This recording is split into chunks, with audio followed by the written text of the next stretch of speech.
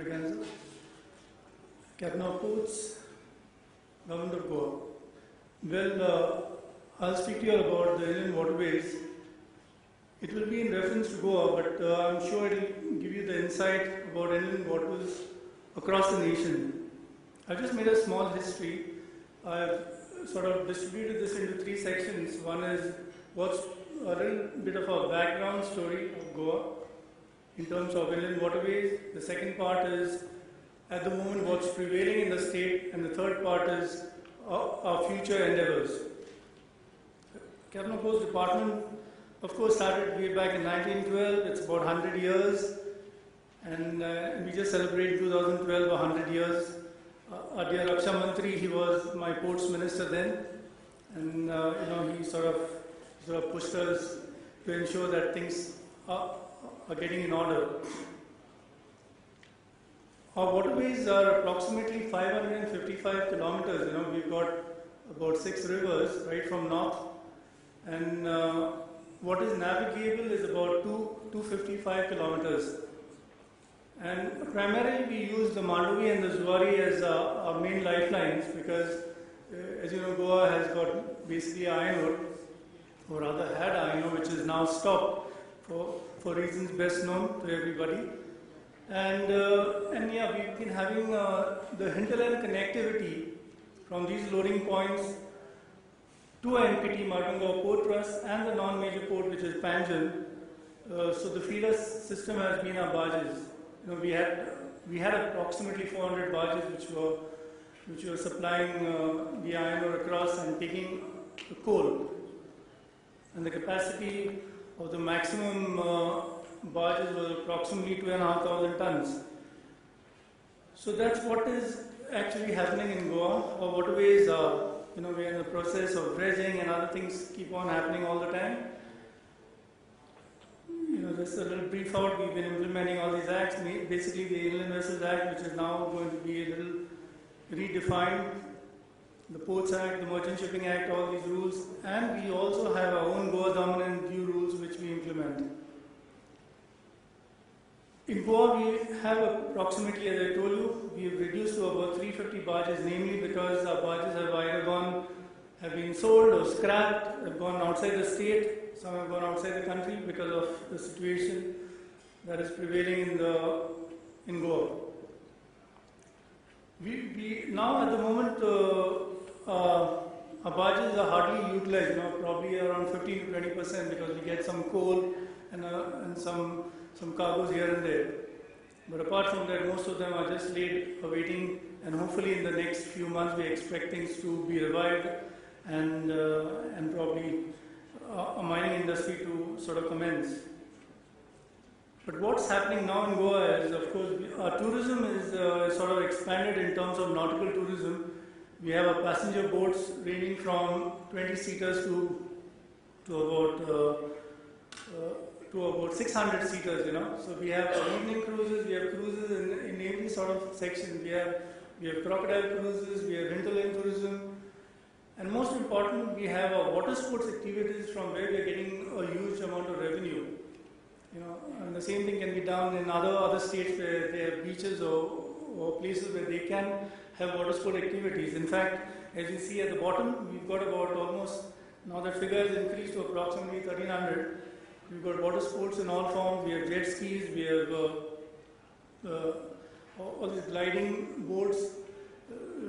So all these things are sort of generating a lot of revenue, and we have a lot of tourists coming in exclusively for these sports. I just gave a brief out of what all we have. We have bunker barges, we have water barges, and we do have our own in-house dredger. We do have a tug, of course, all small scale, but all these contribute to make this sport quite effective. Of course, and our major port is the Marganga Port Trust, whom we take assistance from if we ever require. Apart from this, of course, just a figure, in 2012, when we actually stopped all this iron ore hangama which went on, we had exported approximately 45 million tons through the Marganga port and the Panjim port. So our barges were utilized for that, then the trucks and all the associated infrastructure, and we had about 5 million tons of coal. So all these things, to maintain all the infrastructure, we need to do constantly dredging. So this picture is not very clear. But here we have all our waterways. Right from the north we have the Tirikol, which we share with Maharashtra. Then we have the Chapora next. The red one is the Mandovi. Then the blue one is the Zuari, where the major port is. The red one we have the Panaji port. Then down we have the Sal River. But the important thing is between the Mandovi and the Zuari, we have a connection there, the green line. That's the Kumbharzha Canal. So during the monsoon, when we do not permit any shipment to take place outside, all the barges are routed through the Kumbharzha Canal. And we have a draft approximately of 3.5 meters in the river. So that corresponds to roughly about 2,500 tons for these barges to transport. We have our e-services, so there's a much faster turnaround for registration of all sorts of boats. Even the ships coming to the harbour, we make sure that all the paperwork is done at a faster speed than what was prevailing. So turnaround generally has been quicker. But I just want to give you all to be a little proud of what we've achieved in the last few years. We have a high-speed boat, which is, in fact, it is more than 30 knots. We use that for patrolling and other services in the port. We have a new bollard full of 15 tons stuck, which is used by Goa Shipyard. MPT uses it, and we've been generating a lot of revenue through that. We just built a new hopper barge, and we've laid a keel for a dredger. So all the dredging works, the maintenance dredging in Goa is generally done by us. Unless it is a huge amount where it is capital dredging, we generally tender and get outside participants. Otherwise, we generally do all our dredging. We have a new jetty which is almost completed, but the next phase we are having a terminal building right in the heart of the city. And of course, the main concern is to have a Goa-Bombay services. There have been a lot of hiccups because every party, whichever comes to participate, they say it's the finances. They want the government to do some revenue sharing and to have the viability gap funding. So because of that struggle, we are still unable to get that thing going. Otherwise, if we can revive the Goa-Mumbai services, I'm sure we'll probably have the tourism industry and the services helping. We have a new jetty also coming up at Old Goa, so we want to have hinterland tourism where those services right from urban Goa to Panjim in 2-3 places, it will stop all over the place. And we are in the process of also constructing some more jetties. So that's in the pipeline. So we expect by in the next 2 or 3 years to have approximately 12 to 14 jetties in place. As I told you, we already have a new dredger. Presently, we are having major desilting taking place in the river Sal because that river is polluted over the years due to the effluent being discharged from all the villages across there.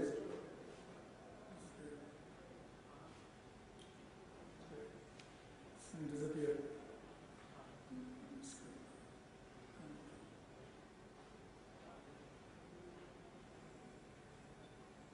Yeah, then so that's the major thing. We want to clean up the river and also desilt it enough to have navigation deep in the hinterland, because that river has a lot of greenery and uniqueness. So we want to have boats going right across, so to enable hinterland tourism. River Chapora, we have a major project there, which at the moment there's a techno-feasibility report going on. We expect within 3 months to have a report, and various sections of the Chapora are going to be developed for various activities. So we hope, if all goes well, that should take off in the next 4 to 5 months. We have our old maritime school which we are upgrading under the PPP model. We are in the process of installing a vessel traffic and port management system, the same lines that of Gujarat. So we hope that should take about a year and a half, they say. So a full coastline of 105 kilometers will be covered by that. And vessels primarily. We are also in the process of starting our seaplane operations in the next 1 month, if all goes well. We've already done a trial run, so that will help us in our tourism activities. And we've given sections in the Chapora and in the Mandovi River for all these landings. An amphibious bus is almost ready, and that also should take off in the next 2 months. And that's going to connect all the rivers, because we do have ramps in the river at the moment, in all the rivers, so we're going to utilize that for the amphibian services. In addition, we are going to have a ferry service, as I mentioned before, but that's going to connect between Waterways Port in Baina to Panjim, then to Old Goa. So we're going to have a closed circuit where people can go around and have a cruise probably half a day. And of course, I had mentioned about Mumbai Goa services. We are struggling, but we've not given up as yet. So along with Maharashtra Maritime Board, I'm sure we should be able to take off shortly. Our future development plans is to build up, construct breakwaters at Aguada, because we have a lot of siltation taking place frequently there, and because of the weather, we want to have that in place. We have been struggling with funds. Our government, as you know, has been struggling for funds over the last few years because of the mining going down. We did plan to have mooring buoys at outer anchorage for transshipping, because now they are just anchored. So we want to replace these mooring buoys so that the ship should be moved on them, and there won't be any rolling and pitching operations during rough weather. So she could have a loading and discharging operations continuous. That was the plan of installing these buoys, but that's at the moment in abeyance. And of course, plans of dredging is there, but the main thing is the funds. So the center can assist us with some funds. I'm sure we'll be able to do something out of it. Sewage garbage reception facilities are there. We have sort of struggled through this, but now we are almost, especially all the casinos there, you know, we were having a huge problem. NGT came into the picture and they used a stick. So now things are in order. The sewage, garbage and the oily water is going to show reception facilities and being discharged in the right, proper manner. Of course, there are leakages here and there, but we are doing our best along with the pollution board to make sure that things are in order. We are in the process of getting our anti-pollution equipment because we've been using the services of Waterways Port and the Coast Guard for all these things. Fish farming is in the process of increasing, and of course we are setting up these marinas, which is leading to some controversies, because I don't know, for some reason there have been a lot of objections from the locals and the NGOs in setting up marinas. Most of them do not understand what is marinas, who are not related to shipping. So somebody has keyed them and they are all, in a chorus saying that marina should not be. I'm sure most of them do not know what is the significance of a marina. But now we're planning to just change the name of the marina to something else and probably go ahead with that project. So if all goes well, marina should be there and we'll have a lot of yachts coming into Goa and enhance the revenue. Yeah, I sort of said about the ban on INO, which we intend to start off soon. So I'm sure as the plans are, we are expected to commence somewhere by the end of the year, if all goes well. And of course, with coastal shipping, I exceeded my time, sir. It'll take me another 3-4 minutes.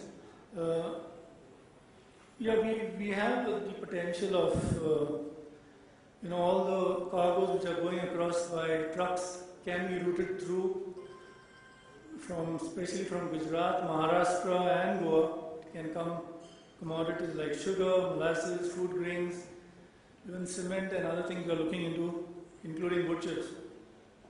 So we can get all these cargoes, but the most important thing is we should have seamless navigation from Gujarat, Maharashtra, Goa, Karnataka. Here we require a lot of permissions, and that's been an impediment and things are not moving as smoothly as we expect them to. So it should be, just the authority should be given to all the concerned maritime states to give the permissions. So DG can do that, because there's been a lot of communication over the last 2 years, but nothing seems to be happening. So if that can be expedited, that will help us in speeding up the trade. As mentioned earlier, we used to have centrally sponsored scheme by the government centrally. So if these can be revived, I'm sure these funds will help us in the main major infrastructure, that is dredging, construction of jetties, navigation aids, and those sort of important things. And of course, we have a lot of opposition from the villages. I'm sure most of you will have that. Local NGOs, they do their best to make sure that they make every project as difficult as possible. So we are having a huge challenge at hand. Of course, we do keep in mind all the environmental permissions and everything. We do consider all that. But in spite of that, there has been really impediments caused due to CRZ, pollution board, local panchayats. Now we have a new department called the biodiversity. So until we get all these permissions, we cannot take off on any project. So if these things can, be a little more relaxed, our projects can move smoothly. And thank you. I hope everybody is awake.